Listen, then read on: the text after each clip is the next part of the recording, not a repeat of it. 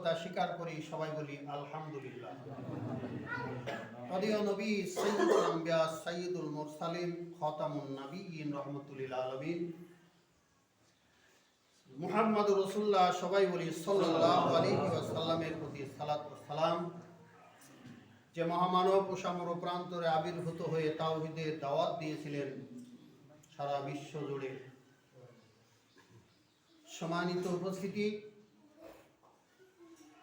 আপনাদের সামনে আয়াত পাঠ করা হয়েছে। আল্লাহ পাক বলেন, মান আমিলা সালিহা, যে ব্যক্তি ভালো কাজ করে, ফালিনাফসিহি, সেই ভালো কাজটা তার মঙ্গল বয়ে আনে,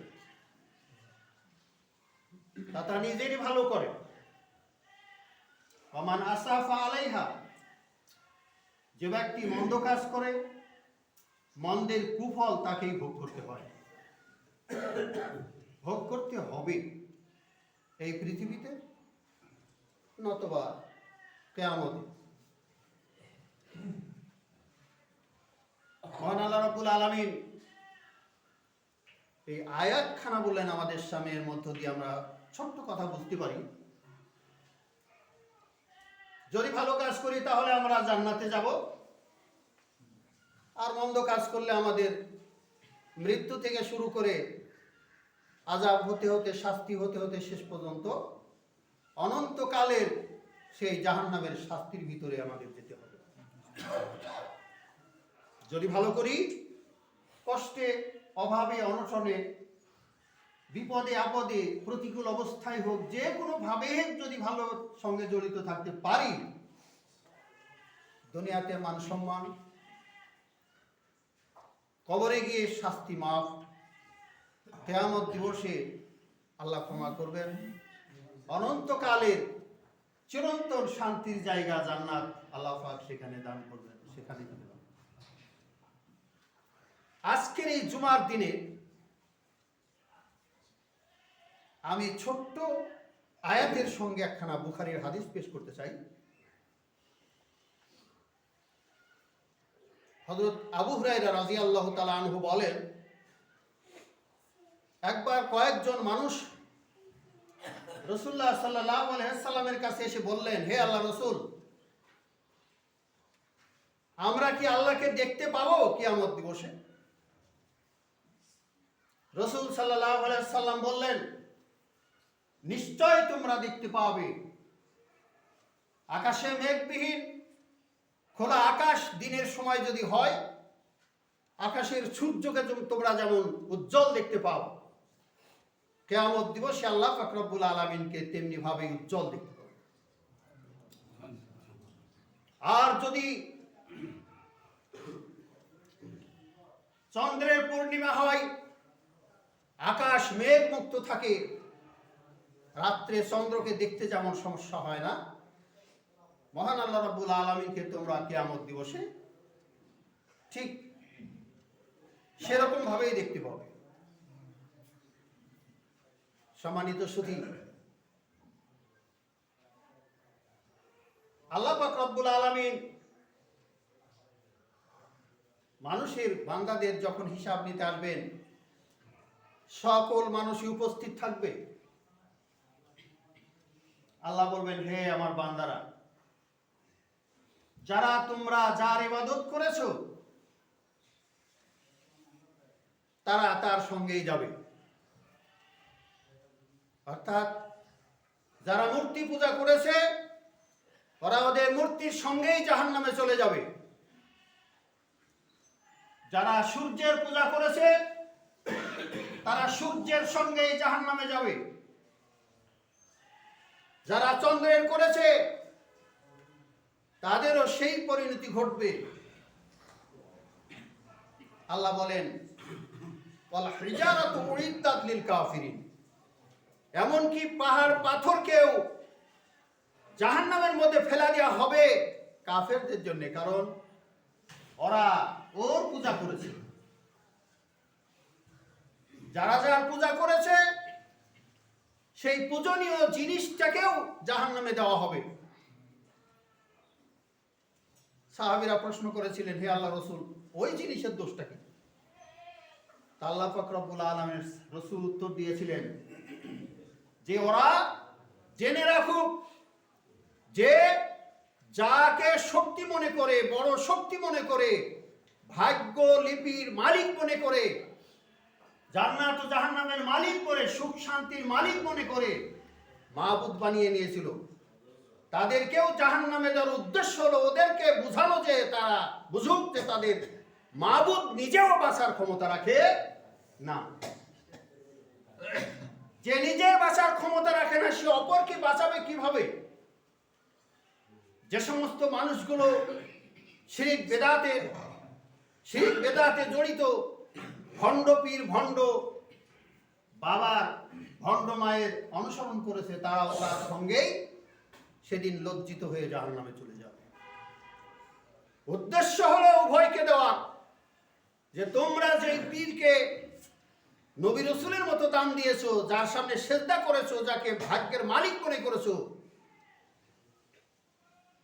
তাকেও জাহান্নামে দেওয়া হলো, তার নিজেরও বাঁচার ক্ষমতা নেই।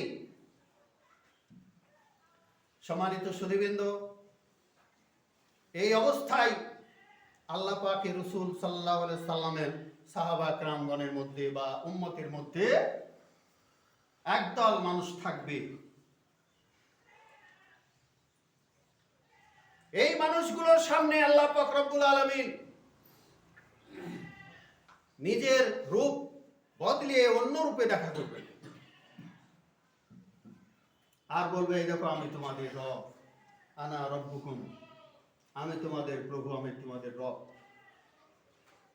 তখন বলবে যে না, তুমি আমাদের প্রভু না। তুমি যদি আমাদের প্রভু, আমরা যে প্রভু সম্পর্কে পড়েছি, জেনেছি, সেটা প্রমাণ পাচ্ছি না। যতক্ষণ আমাদের আসল প্রভু না আসবেন ততক্ষণ আমরা এখান থেকে কোথাও যাচ্ছি না। সম্মানিত উপস্থিতি, এই মতো অবস্থায় আল্লাহ পাক রব্বুল আলামিন তার নিজস্ব রূপ ধারণ করে তাদের সামনে আসবেন, বলবে আমি আনা রব্বুকুম, আমি তোমাদের প্রভু। তখন তারা স্বীকার করবে যে হ্যাঁ, তুমি আমাদের প্রভু। মহান রব্বুল আলামিন পুলসিরাত গঠন করবে। পুলসিরাতে প্রথম যাত্রী হলো মহানবী মুহাম্মদ রাসূলুল্লাহ সাল্লাল্লাহু আলাইহি ওয়াসাল্লাম।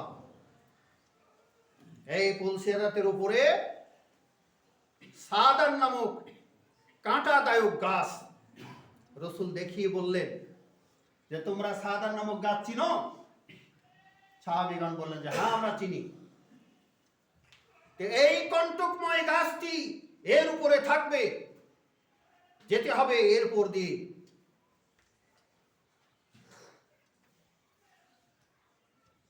পাপী আর নিষ্পাপী উভয়ে যাবে। যার যতটুকু পাপ সেই অনুসারে সে কাঁটা বিদ্ধ হয়ে পড়ে যাবে জাহান্নামের ভিতরে। আল্লাহ পাক রব্বুল আলামিন একথা রাসূল মুহাম্মদ সাল্লাল্লাহু আলাইহি সাল্লাম বললেন যে পড়ে যাওয়ার পরে শুধুমাত্র যারা লা ইলাহা ইল্লাল্লাহ বলেছে, এটাকে বিশ্বাস করেছে, এইরকম মানুষ অন্য মন্দ কাজ করার জন্য জাহান্নামে গিয়েছে, আল্লাহ পাক তাদের উপরে মাউল হায়া নামক বৃষ্টি বর্ষণ করাবেন। পানি দিয়ে, বৃষ্টি দিয়ে ওদেরকে পরিষ্কার করে দিয়ে লা ইলাহা ইল্লাল্লাহ বিশ্বাস করার কারণে বা পড়ার কারণে রাসূল মুহাম্মদ সাল্লাল্লাহু আলাইহি সাল্লামের মাধ্যমে উঠাবেন। সম্মানিত সুধীবৃন্দ, এই মতো অবস্থায় ফায়সালা হবে একটি মানুষের, জান্নাত ও জাহান্নামের মাঝখানে দাঁড়িয়ে থাকবে, কিন্তু জাহান্নামের দরজা আগুনে তার মুখটা থাকবে। জাহান্নামের আগুনে চোখ মুখ ঝলসে যাবে, চোখ পুড়ে যাবে, চিৎকার দিয়ে আল্লাহ পাক রব্বুল আলামিনকে ডাকবে। হে মহান প্রতিপালক, আমার মুখখানা তুমি নিজে হাতে তৈরি করেছো, আর এই মুখটা আমার জাহান্নামের আগুনে ঝলসে যাচ্ছে, পুড়ে যাচ্ছে, আমি আর সহ্য করতে পারছি না, অসহ্য হয়ে যাচ্ছে। মহান রব্বুল আলামিন, তুমি একটু দয়া করো, তুমি একটু দয়া করো, আমার এই দরখাস্ত তুমি গ্রহণ করো, কবুল করো। বারবার বলতে থাকবে, বারবার বলতে বলতে মহান রব্বুল আলামিনের দয়া হবে। তিনি বলবেন, হে আমার বান্দা, তুমি আমার কাছে বারবার অনুনয় বিনয় সহকারে চাচ্ছ যে তোমার মুখখানা ফিরে আমি জান্নাতের নিকটবর্তী করে দেই। তুমি এরপরে কিছু চাবে? মহান রব্বুল আলামিন, আমি কিচ্ছু চাবো না, কোনো কিছু চাওয়াবো আমার থাকবে না। দেখো ভালো মনে করে, তুমি আবার কিন্তু দুনিয়াতে বারবার এই কথাই বলেছো, আখিরাতে এসে তুমি এই কথাই বলছো আবার। বান্দা বারবার বলবে, রব্বুল আলামিন, আমি আর কিছু চাবো না, আমার কিছু চাওয়া পাওয়া থাকবে না, আমি এত বড় কষ্ট থেকে বাঁচতে পারলেই তো আমার হবে। বারবার বলার পরে আল্লাহ অঙ্গীকার নেবেন, ওয়াদা নেওয়ার পরে মহান রব্বুল আলামিন জান্নাতের দরজার দিকে তার মুখটা ফিরিয়ে দিবেন। কিছুক্ষণ চুপ থাকবে, থাকার পরে বলবে, রব্বুল আলামিন, তোমার এই জান্নাত নিয়ামতে ভরপুর, এত সুন্দর জায়গা, আর এত সুন্দর সেখানকার মানুষগুলো, এত সম্পদ, এত নিয়ামতে ভরপুর। রব্বুল আলামিন, তুমি একটু আমার প্রতি সদয় হও, আমার কথা শোনো, আমি তোমার বান্দা, আনা আব্দুকা আনতা রব্বি, আমি তোমার বান্দা, তুমি আমার প্রতিপালক রব, আমার কথা তুমি শোনো আল্লাহ, আমাকে মাফ করো, ক্ষমা করো, দয়া করো, মেহেরবানি করো, বারবার বলতে থাকবে। মহান আল্লাহ রব্বুল আলামিন বলবেন, আরে বান্দা, তুমি বলেছিলে আর কিছু চাইবে না, আমার কাছে চেয়েছো, তোমার চাওয়া পরিমাণে আমি আল্লাহ দিয়ে দিয়েছি তোমাকে, আবার কিসের? তখন বলবে রব্বুল আলামিন, তুমি একটু সদয় হও, আমি আর কিছু চাইব না। আর কিছু চাবে না? আর কিছু চাইব না, তুমি আমাকে জান্নাতে একটু প্রবেশ করতে দাও। বারবার কাঁদবে, চোখের পানি ফেলবে, অঝর নয়নে কাঁদবে। রব্বুল আলামিন অত্যন্ত দয়ালু। মহানবী সাল্লাল্লাহু আলাইহি সাল্লাম সে কথাই বললেন, আল্লাহ দয়া করে বলবেন, এরপরে আর কিছু চাবে না? যে না, আর কিছু চাবো না। ঠিক আছে, তুমি জান্নাতে প্রবেশ করো। জান্নাতে প্রবেশ করবে, করার পরে দুনিয়া জান্নাত দেখার পরে ভরে যাবে মন। আল্লাহ বলবেন, আর কিছু চাও? না, আমি আর কিছু চাই না। মহান রব্বুল আলামিন সূরা আল কাহফে বলেছেন, ওরা ইন্নাল্লাযীনা আমানু ওয়া আমিলুস সালিহাত, নিঃসন্দেহে যারা আল্লাহকে বিশ্বাস করেছে, ঈমান এনেছে এবং ভালো কর্ম করেছে, কানাত লাহুম জান্নাতুল ফিরদাউসি নুজুলা, তাদের জন্য শ্রেষ্ঠতম জান্নাত জান্নাতুল ফিরদাউস আবাসস্থল হবে। লা ইয়াবগুনা আনহা হিওয়ালা, এই জান্নাতুল ফিরদাউসে যাওয়ার পরে তারা কোথাও যেতে চাবে না। কারণ জীবনের ব্যক্তিগত জীবন থেকে শুরু করে জীবনের প্রত্যেকটি দিক ও বিভাগে শান্তি শৃঙ্খলা সুখ ভোগ করার জন্য উপভোগ্য বস্তুগুলো সবই তারা জান্নাতের ভিতরে পাওয়ার কারণে বলবে রব্বুল আলামিন, আমরা আর কোথাও যেতে চাই না। মহান আল্লাহ রব্বুল আলামিন বলবেন, আর কোনো দয়া আছে? আর কিছু প্রয়োজন আছে? আমাদের সব প্রয়োজন মিটে গেছে। বলছে, এর চাইতে সবচাইতে বড় সম্পদ তোমাদের একটা আছে। কি? আল্লাহ পাক রব্বুল আলামিন অন্য হাদিসে বলছেন যে রিজওয়ানি, আমার রাজি খুশি, আমার সাক্ষাতের সঙ্গে আমার রাজি খুশি হলো তোমাদের জন্য সবচেয়ে বড় সম্পদ। সম্মানিত সুধী মণ্ডলী, যে কথা বলছিলাম, এই কথার পরিপ্রেক্ষিতে আমরা এই হাদিসে আসছি। হাদিসের টোটাল কথা এটাই ছিল যে ওই লোকটিকে আল্লাহ পাক রব্বুল আলামিন বলবেন যে হে আমার বান্দা, এই দুনিয়া এই জান্নাতের ভিতরে যতগুলো দেখছো তোমার চোখে ধরছে, আরো এতগুলো সম্পদ তোমার জন্য প্রস্তুত করে দিয়ে দিলাম, আর কি চাই? এই হাদিসের দুইজন বর্ণনাকারী, একজন আবু হুরায়রা আর একজন আবু সাইদ খুদরি। আবু হুরায়রা বললেন যে আল্লাহ পাক বলবেন যে তোমরা যা পেয়েছো, তুমি যা পেয়েছো এর এরকম আরো তোমার জন্য দেওয়া হলো। আর আবু সাইদ খুদরি বলছেন রাসূল সাল্লাল্লাহু আলাইহি ওয়াসাল্লাম এই কথাও বলেছেন যে যা পেয়েছো, যা দেখছো তার আরো 10 গুণ আমি আল্লাহ তোমারে বাড়াই দেব। সম্মানিত সুধী, এগুলো সব ভালো কাজের ফলাফল। আর ওই যে জাহান্নামে চলে যাবে, সব মন্দ কাজের ফলাফল। একজন মানুষকে আল্লাহ পাক রব্বুল আলামিন বলবেন তোমার জন্য ফয়সালা হলো জাহান্নামের ভিতরে একটা আগুনের খাম্বা তৈরি করা আছে।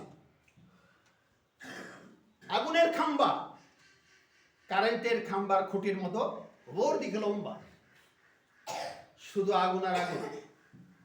নিচ থেকে উঠতে শুরু করবে, উপরে চলে যাবে, উপর থেকে আবার নিচ পর্যন্ত আসবে, আবার উঠতে থাকবে, এইভাবে ওঠা আর নামা তোমার খারাপ কাজের ফলাফল। নাউজুবিল্লাহ বলবেন না? মহানবী সাল্লাল্লাহু আলাইহি সাল্লামের একখানা হাদিস, একজন সাহাবী বলছেন রাসূল সাল্লাল্লাহু আলাইহি সাল্লাম বলেছেন মান কলা কুল্লা ইয়াউমিন সালাসা মাররাতিন আল্লাহুম্মা আজিরনি মিনান নার, আল্লাহুম্মা আজিরনি মিনান নার, আল্লাহুম্মা আজিরনি মিনান নার। যে ব্যক্তি বলে প্রতিদিন 3 বার করে নিম্ন পক্ষে হে আল্লাহ তুমি আমাকে জাহান্নাম থেকে বাঁচাও, রক্ষা করো, আল্লাহ পাক রব্বুল আলামিন জাহান্নাম থেকে তাকে রক্ষা করার কথা বলার আগেই জাহান্নাম জবান খুলে মহান রব্বুল আলামিনকে বলবেন হে রব্বুল আলামিন তুমি এই ব্যক্তিকে আমার ভিতরে খবরদার প্রবেশ করিও না, দিও না, কারণ সে আমার ভিতরে আসতে চায় না। ওমান ক্বালা সালাসা মাররাতিন আল্লাহুম্মা ইন্নী আসআলুকা জান্নাতাল ফিরদাউস, যে ব্যক্তি বলে হে আল্লাহ রাব্বুল আলামিন তুমি আমাকে জান্নাতুল ফিরদাউস দান করো, প্রতিদিন নিম্নপক্ষে 3 বার। আল্লাহ রাসূল সাল্লাল্লাহু আলাইহি সাল্লাম বলেন আল্লাহ পাক জবাব দেওয়ার আগেই জান্নাত বলবে হে রব্বুল আলামিন ওই ব্যক্তিকে তুমি আমার ভিতরে দিও, আমার যত সুখ শান্তি আরাম আয়েশ রয়েছে সবগুলো যেন সে ভোগ করতে পারে সেই ব্যবস্থা তুমি করে দাও, রাজি খুশি হয়ে যাও।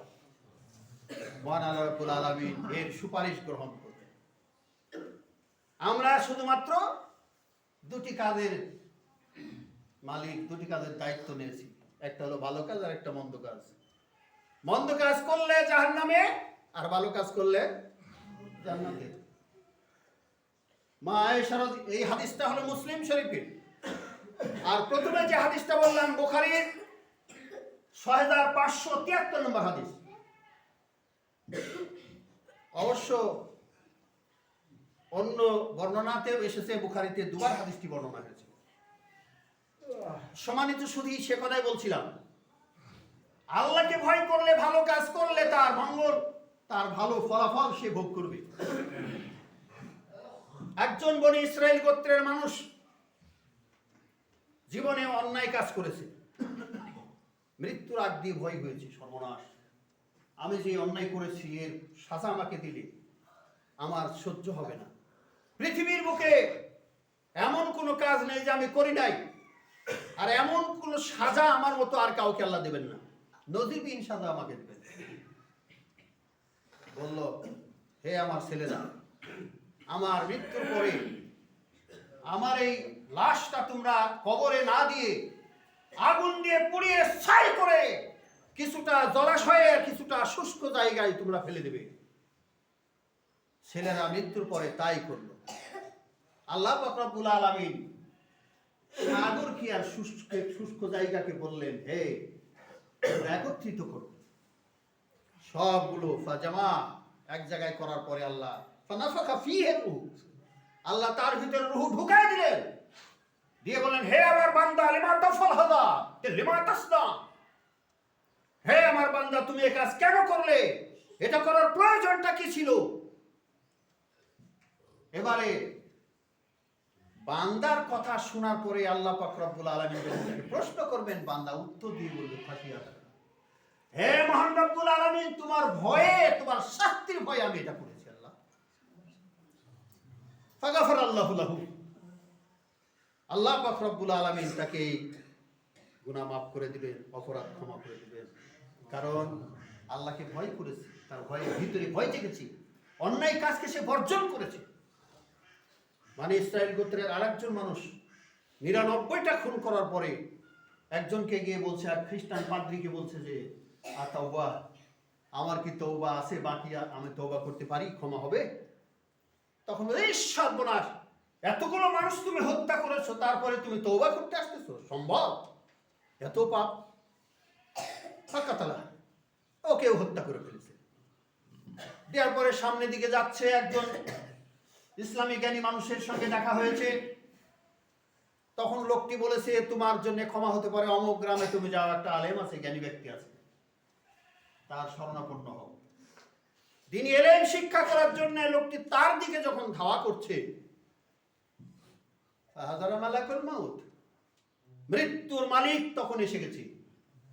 মালাকুল মাউত, আমাদের দেশের মানুষেরা বলে আজাজিল, আজরাইল।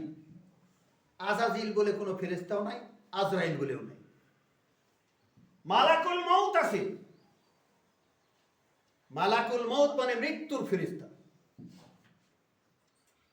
সম্মানিত সুধীবৃন্দ, সে কথাই বলছিলাম, এই মতো অবস্থায় তার মৃত্যু হয়ে যাবে। মৃত্যু হয়ে যাবে সঙ্গে সঙ্গে এবারে কি করবে? আল্লাহ পাকের রহমতের ফেরেশতা আর জহমতের ফেরেশতা, জাহান্নামের ফেরেশতা, জান্নাতের ফেরেশতা হাজির। জাহান্নামের ফেরেশতা বলবে, আমাদের ছেড়ে দাও, আমরা ওকে জাহান্নামে নিয়ে যাবো, এতগুলো মানুষ হত্যা করেছে, ও জান্নাত পেতেই পারে না। জান্নাতের ফেরেশতা বলবে, রহমত, রহমত। জানো না, আল্লাহর রহমত বেশি, দয়া বেশি, আমারে ছেড়ে দাও, ওকে জান্নাতে নিয়ে যাবো। কারণ সময় যদি আল্লাহ দিত, অবশ্যই ভালো কাজ করতো, সেই উদ্দেশ্যে তো সে যাচ্ছে। যাই হোক, শর্ট করছি, হাদিসখানা বুখারীতে এসেছে, এবং প্রসিদ্ধ যে হাদিসগুলো বললাম, বুখারী, মুসলিম, প্রসিদ্ধ সহিহ হাদিসগুলোর মধ্যে এগুলো রয়েছে। যা বলছিলাম, এবারে আল্লাহ পাক রব্বুল আলামিনের কাছে দরখাস্ত করবেন রহমতের ফেরেশতারা এবং জাহান্নামের ফেরেশতারা। আল্লাহ বলেন, ঠিক আছে, লোকটি যদি বেশি পথ যেয়ে থাকে জান্নাতি, অল্প পথ গেলে জাহান্নাম। ফেরেশতারা এবারে মেপে দেখবে, আল্লাহ জমিনকে বলছেন, তুমি বেশি হয়ে যাও, এদিকে রাস্তা বড় হয়ে যাও। আল্লাহ রহমত, দয়া বড় হয়ে গেছে, মেপে তাই বড়। কারণটা ছিল, ওই লোকটি মৃত্যুর সময় বুকখানা সামনের দিকে ঝাঁকি মেরেছিল। তার মানে সে যাবে, তার ভিতরে ভয় জেগেছে যে আমি একটু ভালো কাজ করতে পারলে আল্লাহ হয়তো আমাকে এর দ্বারা মাফ করবে, ক্ষমা করবে, আমি তো অন্যায় করে ফেলেছি। যার কারণে আল্লাহ পাক রব্বুল আলামিন এটা করে তাকে মাফ করে দিলেন। সম্মানিত সুধীবৃন্দ, সে কথা বলছি যেহেতু জুমার সময় খুব অল্প সময়, এজন্য জুমার সময়ে কথা বলে কোনো মানে শেষ করা যাবে না, সেটাই মনে রাখতে হবে।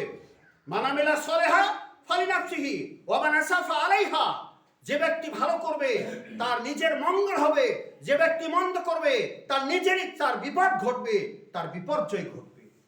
সম্মানিত সুধী, আমাদের আল্লাহ পাক রব্বুল আলামিন যেন ভালো কাজ করে দুনিয়ার মঙ্গল করা তৌফিক দান করেন, অমঙ্গল থেকে যেন আমাদেরকে রক্ষা করেন। আমরা প্রতিদিন অন্তত পক্ষে 3 বার করে বলবো, আল্লাহুম্মা আজিরনি মিনান নার, আল্লাহুম্মা আজিরনি মিনান নার, আল্লাহুম্মা আজিরনি মিনান নার, আল্লাহুম্মা ইন্নী আসআলুকা জান্নাতাল ফিরদাউস, আল্লাহুম্মা ইন্নী আসআলুকা জান্নাতাল ফিরদাউস, আল্লাহুম্মা ইন্নী আসআলুকা জান্নাতাল ফিরদাউস। সুবহানাকা আল্লাহুম্মা বিহামদিকা আশহাদু আল্লা ইলাহা ইল্লা আনতা আস্তাগফিরুকা ওয়া আতুবু ইলাইক। আসসালামু আলাইকুম।